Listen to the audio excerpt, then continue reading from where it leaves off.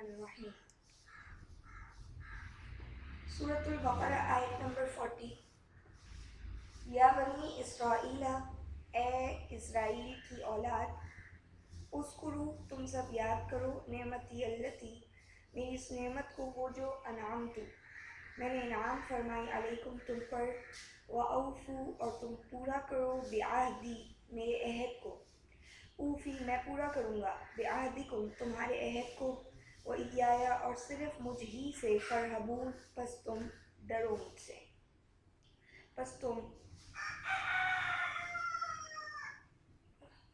एहसास करो मेरा और उस एहसास को सोच कर मुझसे डरो।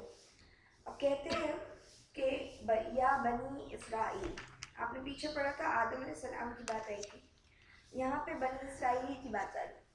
बनी इसराइल कुरान में बहुत दफ़ा ये वर्ड इस्तेमाल हुए हैं और बनी इसराइलियों को अल्लाह ताला बहुत दफ़ा मुखातिब करते हैं। तो इसराइल एक नबी का नाम कुरान में आता है सूरह आल इमरान में, और जो नबी तौरात और इंजील से कबल मौजूद थे। बनी इसराइल, इसराइल का माना है हिब्रू में, अगर आप देखते हो इब्रानी में, ईल का माना होता है अल्लाह और इसरा का माना है सर्वेंट, गुलाम, बंदा। इस लिहाज से इसराइल का माना होता है अब्दुल्ला। तो ए अल्लाह के बंदे की औलादों, दूसरे मानों में इसका जो असल माना हम करते हैं, ए इज़राइल की औलाद। इज़राइल के बारे में सूरह बनी इसराइल में अल्लाह ताला ने फरमाया, ज़ुर्रियत मन हमलना मा नूह। सूरह बनी इसराइल की आयत नंबर 3 में अल्लाह फरमाते हैं, औलाद जिसे हमने सवार किया था नूह के साथ। नूह अलैहिस्सलाम के साथ जो लोग सवार थे, वो जो उसकी औलाद वो बनी इसराइल थी। लिहाजा एक बहुत ज़्यादा करीबी ज़माना मालूम होता है हज़रत आदम अलैहिस्सलाम के बाद हज़रत नूह अलैहिस्सलाम, उसके बाद हज़रत इब्राहीम। तो ये तारीख़ हमें कुरान से मिलती है। यहाँ पे फरमाते हैं कि बनी इसराइल, तुम मेरी नेमतें याद करो जो मैंने तुम पर इनाम की थी। नेमतें अल्लाह ताला की सबसे बढ़कर बनी इसराइल पे ये थी कि उनको अल्लाह ताला ने हुकूमत दी थी, नबूवत दी थी, और उनको मुख्तलिफ जिस तरीके से हमें और आपको भी अल्लाह ताला ने नेमतें खाने पीने के हवाले से दी है, तो उनको भी दी गई थी। लेकिन अगर आप पढ़ते आगे तो उसमें मनो सलवा का भी तज़किरा आएगा इंशाअल्लाह। तो ये कि अल्लाह ताला ने उनको बहुत से लोगों को के मुकाबले में बहुत कुछ चीज़ों से नवाजा हुआ था। और फिर कहते हैं कि मेरी नेमतें याद करो, क्या मतलब है? यानी अल्लाह के एहसानात को समझो। नेमतें क्या, नवाजिशें हैं। आज मुझ पर, आप पर, हर एक के ऊपर अल्लाह की बहुत सारी नेमतें, किसी के ऊपर क्या है, किसी के ऊपर क्या है, और उन नेमतों में अल्लाह ने सबको फजीलतें भी दी है कि कोई किस चीज़ में बढ़ता रहे तो कोई दूसरी चीज़ में बढ़ता रहे। तो कहते हैं कि अब अल्लाह की नेमतें अगर याद करनी है तो वो बंदा ज़रूर अल्लाह का शुक्र अदा करेगा। जो बंदा अल्लाह की नेमत को याद करेगा, यानी वो याद रखेगा कि अल्लाह ने मुझ पर क्या एहसानात किए और उसके बदले में मुझे अल्लाह के साथ क्या मामला करना है, अल्लाह के लिए क्या करना है। मेरे वादों को पूरा करो तो मैं तुम्हारे वादों को पूरा करूँगा। ये जो जुमला है, कोई कुरान का बड़ा अच्छा अंदाज है, तुम मेरी मदद करो मैं तुम्हारी मदद करूँगा, तुम मुझे याद रखो मैं तुम्हें याद रखूँगा, फस्कुरूनी अस्कुर को। तो कहते हैं कि मेरे वादे याद करो, मेरे वादे पूरे करो।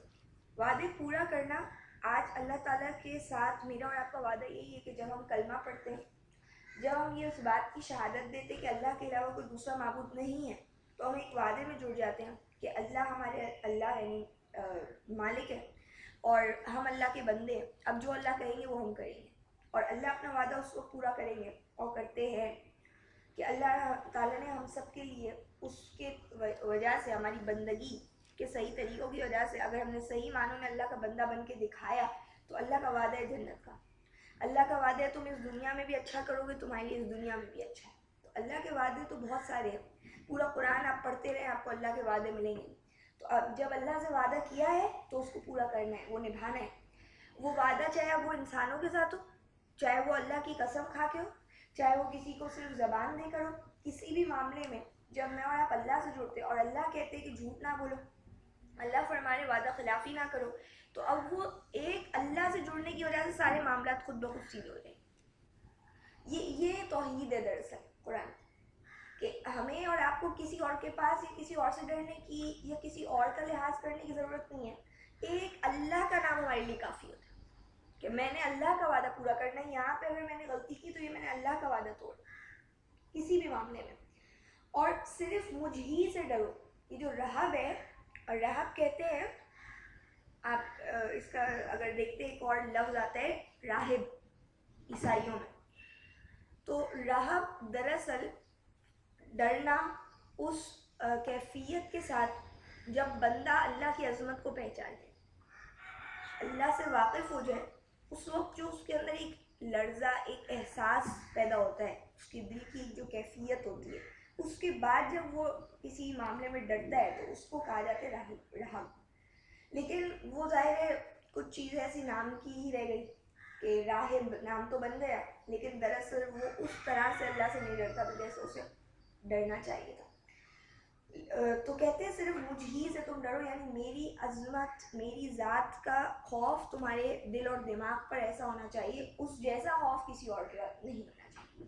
یعنی اللہ جیسا رہبانیت, یعنی میں اور آپ جس رہبانیت پر رہیں, جس اللہ کے عظمت اور بڑائی کے احساس میں رہیں, وہ کسی اور کو ہم کبھی بھی نہ لے سکیں. یہ بنی اسرائیلیوں کو مخاطب کر کے یہ بات کہی گئی ہے.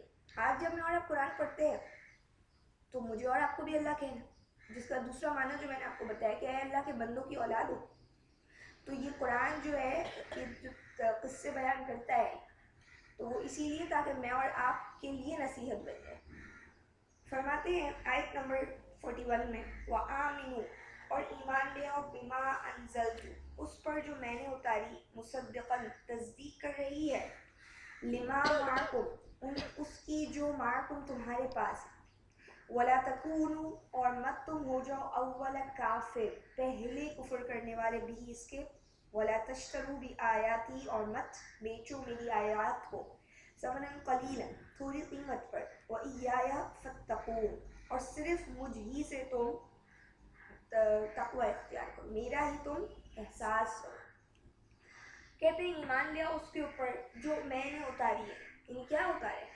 قرآن, کتاب, کتابیں ساری اللہ نے اتاری. وہ کتاب اس وقت جس کی طرف اشارے ہے قرآن, جو میں نے اتاری, تصدیق کر رہی ہے وہ اس کی جو تمہارے پاس ہے.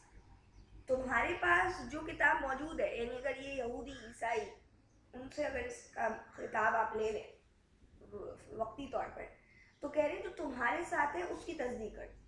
تو ان کے پاس جو موجود تھی اس وقت, وہ تورات اور انجیل اگر وہ سو کالڈ تھی, اس کے اندر فیبریکیشن ہو چکی تھی, ملاوٹ ہو چکی تھی, تو کہا جو بھی تمہارے پاس ہے, قرآن اس کے مقابلے میں فرقان ہے, اور قرآن تصدیق کرے گا کہ تو جو تمہارے پاس آج موجود ہے وہ صحیح ہے غلط. اس حوالے سے اگر کوئی بدھسٹ ہے, اس کا اپنا اسکرپچر ہے, اس کی اپنی کوئی کتاب ہے بدھ مت کی, تو اس کو بھی آپ قرآن کہتے ہیں کہ میں نے یہ کتاب اتاری ہے. قرآن اللہ فرمائے میں نے یہ کتاب اتاری, اور اس کے اندر جو تمہاری کتاب میں اچھی باتیں لکھی ہوئی ہیں, اور قرآن میں اگر وہ بات لکھی ہوئی ہے تو قرآن تصدیق کرے گا اس. تو اس طریقے سے کامن ٹرمز بنتے ہیں, ایک معاملہ بنتا ہے کہ اچھا آپ اپنی باتیں لے آئے جو قرآن کہتے ہیں, تو قرآن کرائٹیریا ہے, فائنل اتھارٹی قرآن. اور یہودی عیسائی جو اللہ تعالیٰ نے, ہم نے کل پڑھی آیت سورہ بقرہ جو سٹارٹ ہوئی, اور اس میں ہمیں کہا گیا کہ وہ جو مانتے اس کو جو اتارا گیا آپ صلی اللہ علیہ وسلم کی طرف, اور جو اتارا گیا آپ سے پہلے. ہم مانتے یہ ہیں کہ وہ ریولیشن تھی, وہ اللہ ہی کی طرف سے وحی اتری ہے, لیکن وہ کس صورت میں اب جو باقی رہ گئی ہے تو قرآن تصدیق کرے گا اس کو. اس کے بعد کہتے ہیں پہلے کافر مت بننا اس کے, یعنی فوراً کسی بھی چیز کو سن کر ریجیکٹ نہیں کرو, نہ ماننے کا بیہیویئر اتنا جلدی مت اپنا لو, کفر اتنا اس میں جلد بازی نہیں ہونی چاہیے. نہیں کر سکتے, سمجھ نہیں آ رہا, خاموشی اختیار کر لے, اس کے اوپر غور کرے, اس کی تحقیق کرے, پہلا نہ ماننے والا نہ بنے. یعنی آج مجھے اور آپ کے سامنے ایک آیت پیش کی جاتی ہے, کوئی کہتے ہیں قرآن میں ہے, اور چاہے وہ اورلی ہو چاہے وہ ریٹن ہو,